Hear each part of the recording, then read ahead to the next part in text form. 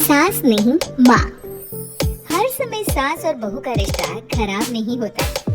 किसी किसी समय ऐसा भी होता है कि एक अच्छी सास बेटे से ज्यादा अपनी बहू का ख्याल रखती हो। माँ, मैं घर छोड़कर जा रही हूँ। मैं इस घर में किसी भी हाल में नहीं रह सकती। ये फैसला राधा की बहू लीना का था। कारण उसका और उसके पति के बीच बिल्कुल ना बनना। अरे क्या हो गया बेटा? और ये गाल तेरे कैसे लाल है? कैसे उसने तुझे मारा क्या? वो अब नई बात नहीं है माँ, लेकिन आज तो उन्होंने साफ साफ बोल दिया कि वो मेरे साथ नहीं रहना चाहते। अच्छा, क्यों भाई? क्यों नहीं रहना चाहता, जरा बता तो उसे। तभी वहाँ प्रशांत आता है। हाँ, क्या है माँ? क्या बात हो रही है? क्या बोल रही हो? मैंने कहा ना एक बार कि मैं इसके साथ नहीं रह सकता, बस। अरे ना रे, किसने कहा? निकल जा घर से। प्रशांत माँ की बात सुनकर हैरान हो जाता है। कैसी बात कर रही है माँ? मैं कहाँ जाऊँगा? वैसे भी हम यहीं रहेंगे। जाएगी तो ये। लीना रोते हुए अपने कपड़े पैक करने चली जाती है और घर से निकल ही रही होती है कि रुक, तू कहाँ चली कपड़े लेकर? कैसी बात कर रही है माँ जी? वो साफ साफ तो बोल रहे हैं कि मेरे साथ नहीं रहना चाहते। तो क्या करूँ मैं?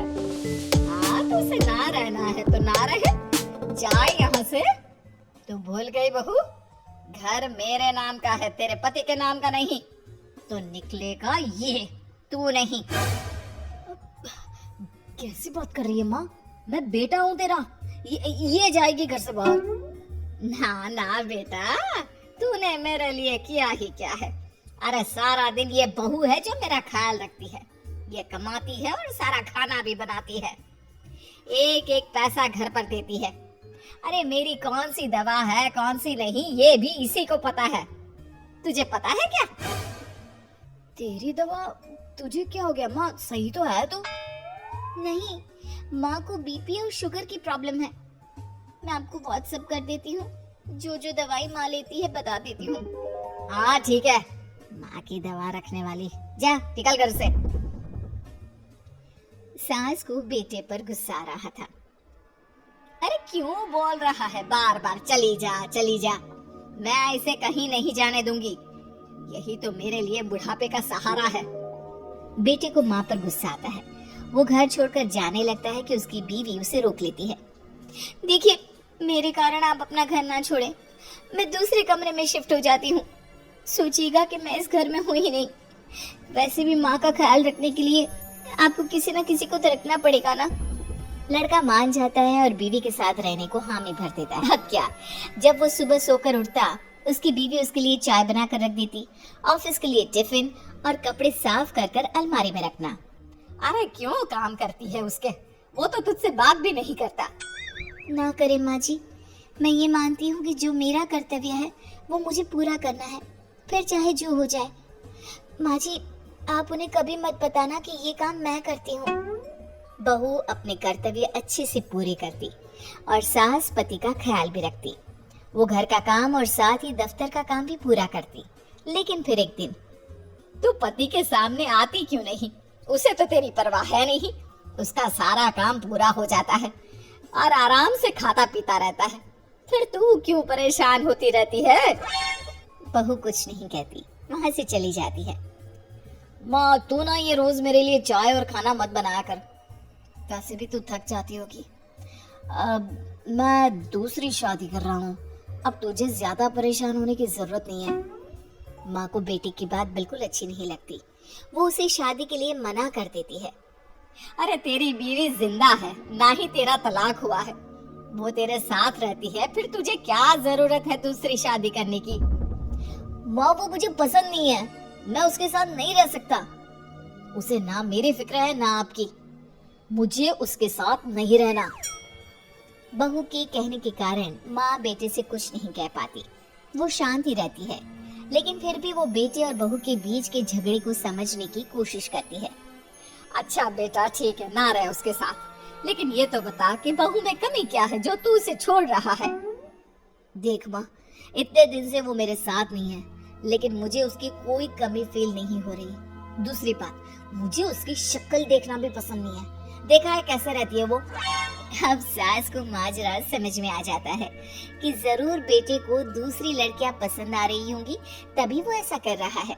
बेटे के जाने के बाद वो बहू को बुलाती है। बहू जो काम करके अभी किचन से निकली होती है, उसके सारे बाल बिखरे होते हैं, पास से मसाले की बू आ रही होती है और उसकी शक्ल से चमक भी चली गई होती है, कपड़े भी अस्त व्यस्त। बेटा तू खुद का ख्याल क्यों नहीं रखती है? माँ जी, वक्त ही नहीं मिलता, फिर आजकल तो ऑफिस घर से ही चल रहा है, तो क्या ख्याल रखना। ऐसा नहीं है बेटा, ऑफिस घर से चल रहा है तो खुद का ख्याल ना रखा जाए। अरे देख, दूसरी लड़कियों को कितनी स्मार्ट होकर रहती है। पर माँ जी, अब क्या जरूरत है, घर चल रहा है ना ठीक से, और क्या चाहिए। वैसे तो देखा जाए तो कोई जरूरत नहीं, लेकिन खुद के लिए जरूरत है।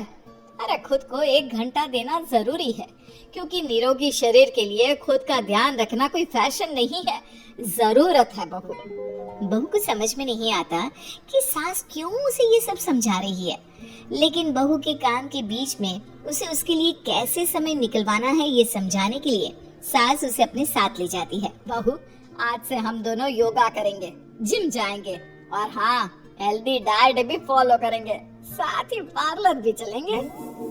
सास बहू दोनों मिलकर खुद को वक्त देना शुरू कर देती हैं और फिर कुछ ही महीनों में। क्या बात है बहू, तू तो पहचान में ही नहीं आ रही है, कैसे? सिर्फ आपकी मेहरबानी है माँ जी, सच्ची। मैंने खुद को बहुत इग्नोर कर दिया था, लेकिन अब लग रहा है कि मैं गलत थी माँ जी। सास और बहू बात कर ही रहे होते हैं कि सामने से पति आ जाता है। वो बीवी को देखता ही रह जाता है। हाँ, तो तू क्या कह रहा था कि तू दूसरी शादी करेगा? मैंने बहू से बात कर ली है।